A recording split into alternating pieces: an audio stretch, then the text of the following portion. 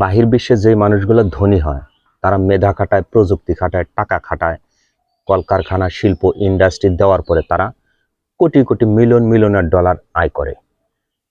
Europe, America, Canada, Australia, Switzerland, Japan, চীন, এমনকি পাশের দেশ ভারতে mark Zuckerberg, Elon Musk, Mukesh Ambani, Ratan Tata, Gautam Adani, এই সমস্ত মানুষগুলা তারা টাকা ইনভেস্ট করে, মেধা খাটায়, প্রযুক্তি খাটায়, তারপর তারা বিশাল কোটিপতি ধনাঢ্য তালিকায় তারা নাম আসে। আর অথচ আমাদের এই সোনার বাংলাদেশে মানুষ ধনী হওয়ার একটা নিনজা টেকনিক অবলম্বন করে। বাংলাদেশের বেশিরভাগ মানুষ ধনী হয় সিটারি বাটপারি করে, পরের সম্পদ হক মেরা তারা ধনী হয়।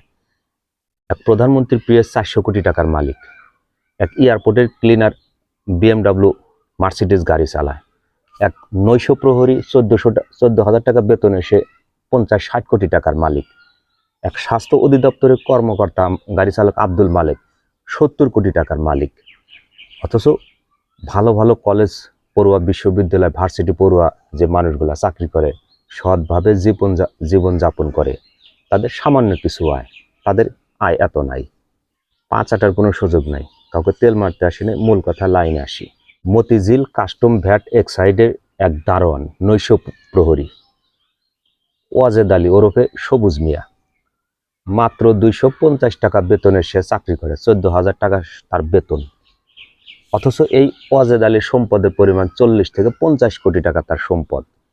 এলাকার মানুষ তাকে চেনে, জানে, বিশাল বড় এক দানশীল, ঢাকা শহরে বিশাল বড় একটা ভালো মানের চাকরি করে। অথচ যে কিনা মতিঝিল কাস্টম ভ্যাট এক্সাইডিং অফিসে দারোয়ানের চাকরি করে, একটা ঝাড়ুদার, ক্লিনার, সেই মানুষ যদি 40-50 কোটি টাকার মালিক হয়, এক ঢাকা শহরে তার 3টা, 4তলা, 5তলা বিল্ডিং, গ্রামের বাড়িতে, গ্রামের চড়াতে তার অসংখ্য জমি জমা, তার স্ত্রীর 100 ভরি স্বর্ণ, একমাত্র ছেলেকে সুন্নতে খাতনা করার জন্য 15 লক্ষ টাকা সে ব্যয় করে, এলাকার মসজিদে সে 10 লক্ষ টাকা সে দান করে। এই সমস্ত মানুষ যখন রিটায়ার্ড হবে তখন এলাকায় এসে মানুষকে উপদেশ দেবে, তোমরা সৎভাবে উপার্জন করবা, তোমরা মেহনত করবা, পরিশ্রম করবা। আর এই সমস্ত মানুষগুলো পরবর্তীতে এলাকায় মসজিদ, মাদ্রাসা, এতিমখানা বড় বড় সভাপতি পদ নিয়ে বসে থাকবে আর মানুষকে হেদায়েতের কথা শোনাইবে, তোমরা সৎভাবে পরিশ্রম করে তোমরা মানুষ হবে। আর এই সমস্ত মানুষ পরিশেষে যখন মক্কা, মদিনা, আরাফাতের ময়দানে শয়তান ঢালাইবে, তখন শয়তান তো বলবে, তুই তো নিজেই তো একটা শয়তান। একজন নৈশ প্রহরী 250 টাকা বেতনে চাকরি করে, ঝাড়ুদারের চাকরি করে, সে যদি 40 কোটি টাকা সম্পদ অর্জন করতে পারে, তাহলে যে সমস্ত কাস্টম ভ্যাট এক্সাইডিং অফিসে কর্মকর্তা আছে তাদের সম্পদের পরিমাণ কি পরিমাণ হতে পারে। আর এই জন্য তো শেখ মুজিবুর রহমান একটা কথা বলে গেছিলেন, দেশ স্বাধীন করা মানুষ পাইল স্বর্ণের খনি, আর আমি পাইলাম বাংলাদেশে চোরের খনি। মানুষ চুরি করে, সিটারি বাটপারি করে যত 40-50 কোটি টাকা সম্পদ অর্জন করুক, আর ঢাকা শহরে 5তলা, 6তলা, 7তলা বিল্ডিং, বহুতল ভবন তৈরি করুক, তার জন্য বরাদ্দ কিন্তু ওই 3.5 হাতি, এর বেশি কিন্তু তার জন্য বরাদ্দ নাই।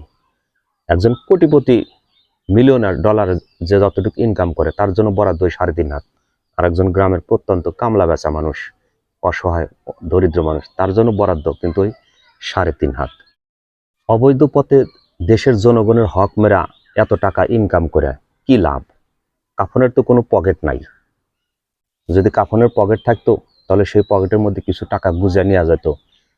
মরার পর মুনকার নাকি যখন প্রশ্ন করবো, তার কিছু টাকা দিলাম, নে, আমাকে আর সল জব করিস না, আরামে একটু ঘুমাইতে দে, কারণ দুনিয়াতে বেঁচে থাকতে আমি অনেক টাকা মসজিদ, মাদ্রাসা, ইতিমখানা, বহুত টাকা, লক্ষ লক্ষ টাকা দান করছি, সেই দানের উছিলে আমাকে এখন একটু ঘুমাইতে দে, আমি একটু আরামে ঘুমাই। আপনি মানেন বা না মানেন সেটা আপনার ব্যাপার।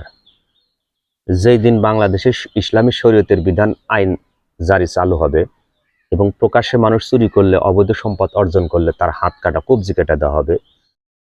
ভালো থাকবেন, সুস্থ থাকবেন, আল্লাহ হাফেজ।